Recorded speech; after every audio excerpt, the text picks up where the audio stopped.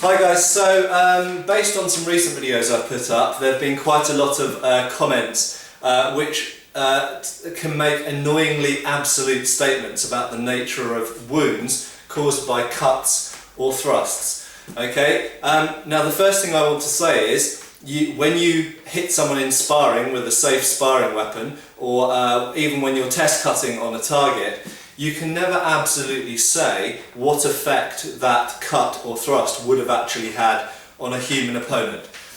Firstly, humans are made up of many different parts, and secondly, cuts and thrusts affect those parts in different ways. So, you know, a cut on the torso tends to be far less effective than a thrust in the torso, whereas a cut on the arm you might argue is more effective than a thrust in the arm. So there are, you know, cuts and thrusts on different parts of the body have different effects. But thirdly, and very importantly, you never really know what your point or edge would do to your opponent. Okay, so there's this massive random element. If you stick your sword into someone's torso, there's a simple example, you might hit their heart, you might hit their lung, you might hit a liver or a kidney. In terms of the fight, you never really know what effect that thrust is going to have on your opponent.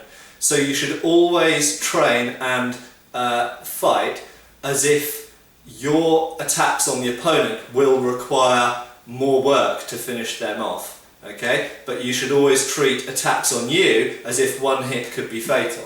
Okay, because clearly one hit, whether it's a thrust or a cut, could be fatal and could end the fight.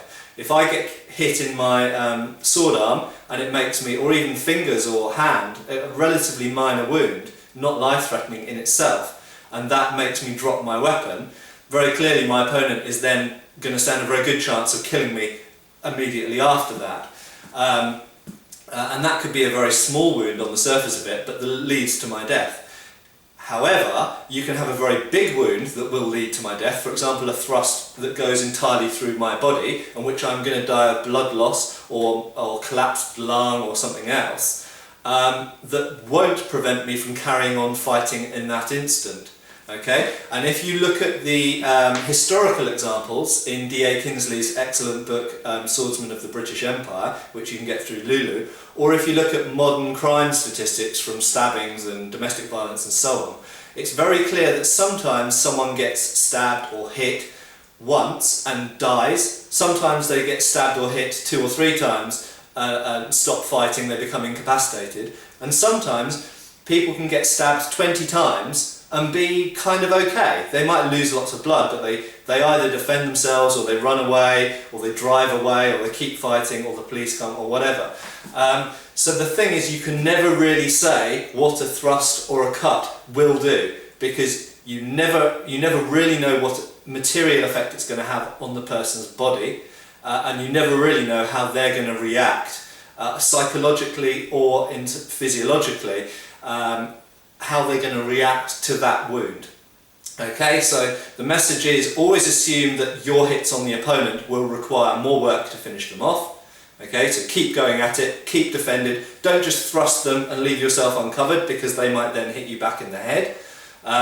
So always attack them, wound them, and come out covered and protect yourself, or attack them, cover yourself, and attack them again, and keep attacking them. But the hits on you should treat every single blow as if it could be fatal, okay? Because one hit can be fatal. So I hope that helps some of the discussion about wounds and how to train. Thank you.